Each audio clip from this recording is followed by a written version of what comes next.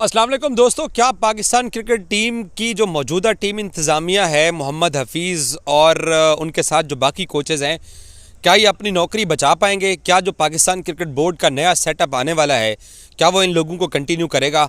क्या सबसे बड़ी चीज़ ये है कि क्या पाकिस्तान टीम के जो प्लेयर्स हैं वो इस कोचिंग स्टाफ को कंटिन्यू करने के लिए अपना फीडबैक देंगे या मनफी फीडबैक देंगे? ये सबसे बड़े सवालात हैं। हमारे ज़रा ये कहते हैं, मैं क्योंकि अभी भी क्राइस्ट चर्च में मौजूद हूँ और सब कुछ देखता चला आ रहा हूँ, जो हमने किया, जो हम करना चाह रहे थे, जो हमसे हुआ नहीं, वो हम सबके सामने और आपको मैं बार बार बता भी चुका हूँ। पता ये चला है कि मोहम्मद हफीज़ के कॉन्ट्रैक्ट के अंदर एक्सटेंशन नहीं हो रही है। उसके पीछे वजह है, उसके पीछे वजह नया क्रिकेट बोर्ड आके हफीज़ को घर भेज सकता है, ये एक ऑप्शन है।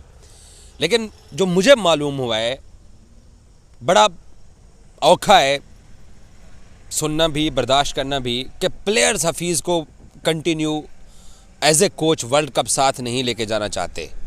वो रवैया हो सकता है, वो अंदाज हो सकता है, वो बनी बने टीम को ख़राब करना हो सकता है, या वो मोहम्मद हफीज़ जो कि प्रोफेसर हैं, वो प्रोफेसरी करते हैं, वो अपने हिसाब से टीम को चलाना चाह रहे होंगे और प्लेयर्स शायद उसके में पॉजिटिव फीडबैक देने के हक़ में ना हों। अब सवाल ये होता है कि हफीज़ के बारे में पूछा किससे जाएगा? शाहीन अफरीदी से जो कप्तान है, रिजवान जो नायब कप्तान है, उनसे पूछा जाएगा, बाबर जो कि सीनियर प्लेयर हैं, फ़खर सीनियर प्लेयर हैं, इफ्तिखार सीनियर प्लेयर हैं, आपका कोचिंग स्टाफ होता है, आपके टीम मैनेजर्स होते हैं, आपके बाकी लोग होते हैं। तो अब ये चीज़ जो है वो देखनी क्रिकेट बोर्ड ने है।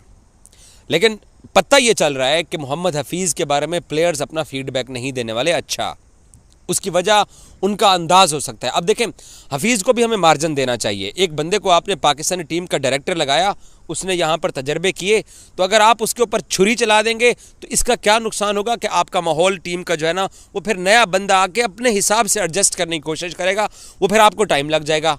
अब अगर हफीज़ के अंदर थोड़ी प्रॉब्लम्स भी हैं, हफीज़ अपने हिसाब से देखें, एक हफीज़ के पास कोई कोचिंग एक्सपीरियंस नहीं था, जैसे मिसबा के पास कोई कोचिंग एक्सपीरियंस नहीं था। हमने हफीज़ को यही हफीज़ इसी ज़का अशरफ के साथ क्रिकेट कमेटी में काम करने से इनकार करके चले गए थे, जब हफीज़ को चेंजिंग करना चाह रहे थे, हफीज़ कुछ प्लेयर्स को रेस्ट देना चाह रहे थे। अच्छा, ये जो प्लेयर्स को रेस्ट दे के नए प्लेयर्स को मौका देना, ओपनिंग जोड़ी तोड़ना, इसमें सारी हफीज़ की साइंस थी। तो हफीज़ अपने हिसाब से शायद वो प्लेयर्स का बैकअप देखना चाह रहे हों। देखिए, मार्जिन देना चाहिए, उनका 15-20 साल क्रिकेट खेलने का एक्सपीरियंस है। अगर उसको ये लगता है कि अगर कोई मेरा बड़ा प्लेयर इंजर्ड हो गया, कोई मसला हो गया, तो मेरे पास बैकअप क्या होगा, तो वो जो डोमेस्टिक के अच्छे प्लेयर्स थे वो उनको आगे लेके आना चाह रहे थे। हम सब ने उनके ऊपर तनकीद की कि उन्होंने बनी बनाई जोड़ी ख़राब की, वो एक बनी बनी टीम को ज़का अशरफ ने और हफीज़ ने मिलकर ख़राब किया। ये हम जर्नलिस्ट ने तनकीद किए, खुल के किए, ये हफीज़ को भी पता है और ये हर जगह बात हुई है। उसके माइंड में शायद ये हो सकता है कि मैंने बैकअप अपनी टीम का तैयार कर रहा हूँ, मैं तैयार करूँ। लेकिन अगर प्लेयर्स जो हैं वो हफीज़ के एटीट्यूड से या उनके गुस्से से या उनके बॉसी अंदाज से अगर वो खुश नहीं है, तो क्या क्रिकेट बोर्ड प्लेयर्स की इस बात को अकोमोडेट करेगा या नहीं करेगा, ये भी एक सवाल है। और क्रिकेट बोर्ड को चलाने के लिए जो लोग आएंगे वो कौन होंगे, ये भी एक सवाल है।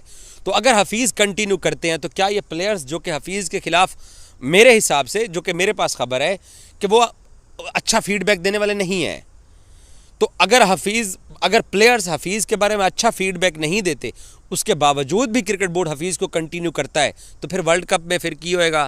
फिर हफीज़ साहब दी अपनी साइंस, प्लेयर्स की अपनी साइंस, और उस साइंस के अंदर जो है ना वो बीच में से कौन सा आगे से जो ना वो रिज़ल्ट निकलेगा, वो आप अभी से सोच सकते हैं।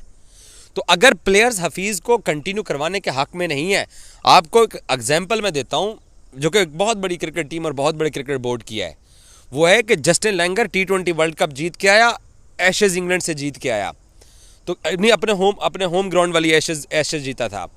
तो क्या हुआ, ऑस्ट्रेलियाई क्रिकेटर्स ने जब उसका कॉन्ट्रैक्ट पूरा हुआ तो उसके नए कॉन्ट्रैक्ट की एक्सटेंशन होनी थी, तो ऑस्ट्रेलियाई क्रिकेटर ने तहफ़्फ़ुज़ात का इज़हार कर दिया और क्रिकेट बोर्ड ने कोई 8 घंटे मीटिंग करने के बाद लैंगर को कहा कि आपको हम 6 महीने का कॉन्ट्रैक्ट देंगे, आप इंडिया वर्ल्ड कप करके आओ और होम सीरीज़ पाकिस्तान वाली करो, और उसके बाद देखते हैं, और अवे सीरीज़ जो एशेज़ थी इंग्लैंड वाली वो करके आओ, तो उसके बाद देखते हैं कि आपका क्या करना है। तो लैंगर घर चला गया था और अब वो कमेंट्री कर रहा है। तो प्लेयर्स के फीडबैक को क्रिकेट ऑस्ट्रेलिया ने प्रिविलेज दी लेकिन ऑस्ट्रेलियाई मीडिया ने, ऑस्ट्रेलियाई फैंस ने पैट कमिंस के ऊपर तनकीद की कि इस बंदे ने जो है वो हमारे एक एक्सक्यूज़ मी कि हमारे एक डिसेंट क्रिकेटर्स और डिसेंट कोच और T20 वर्ल्ड कप विनर और एशेज़ विनर कोच को जो है ना वो प्लेयर्स पावर ने हटा दिया, वो घर भेज दिया है। लेकिन उसका रिजल्ट क्या निकला?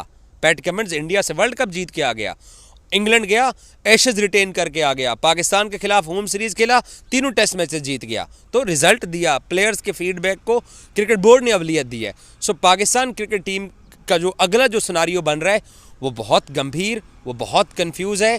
तो अगर क्रिकेट बोर्ड हफीज़ को कंटिन्यू करना चाहता है तो पहले प्लेयर्स के साथ बैठ के बात करनी पड़ेगी कि हमने इस सेटअप को कंटिन्यू करना है, और जो प्लेयर्स कुछ चाहते हैं तो उन चेंजेस को भी हमें रिस्पेक्ट और हमें वैल्यू देनी पड़ेगी।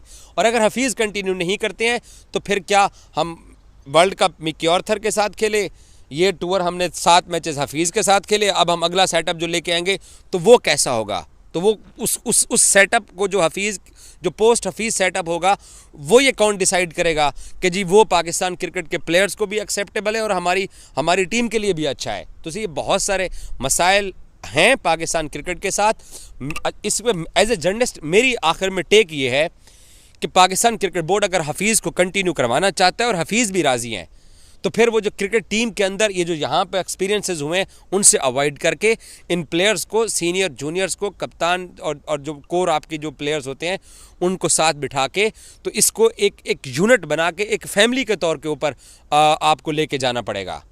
ऑस्ट्रेलिया के अंदर हम 3 टेस्ट मैचेस हारे, तीनों टेस्ट मैचेस की नाकामी के ऊपर हफीज़ ने प्रेस कॉन्फ्रेंस की। यहाँ शाहीन खुद आ गया, वहाँ शान मसूद था, उसको हफीज़ कहता होगा कि मैं जाकर डिफेंड करता हूँ, लेकिन यहाँ शाहीन ने खुद मीडिया को फेस किया है। तो वो जो शाहीन का जो अंदाज़ है, देखें बाबर को हटा दिया है, अच्छा अब आप बाबर को भी नहीं वापस ला सकते हो, बाबर को लाओगे तो वो शाहीन नाराज़ हो जाएगा। और जनवन ऐसा नहीं है हमारे प्लेयर्स को प्रोफेशनल हैं कि जनाब मुझे हटा कर उसको बना दिया तो इट्स ओके, नो मैं अपनी परफॉर्मेंस बदलूँगा, नहीं।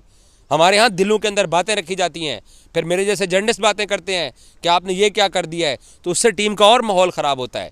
सो बहुत कुछ हमारी क्रिकेट के साथ अच्छा नहीं हो रहा जो कि होना चाहिए, ये मैं दुआ करूँगा। Thank you so much.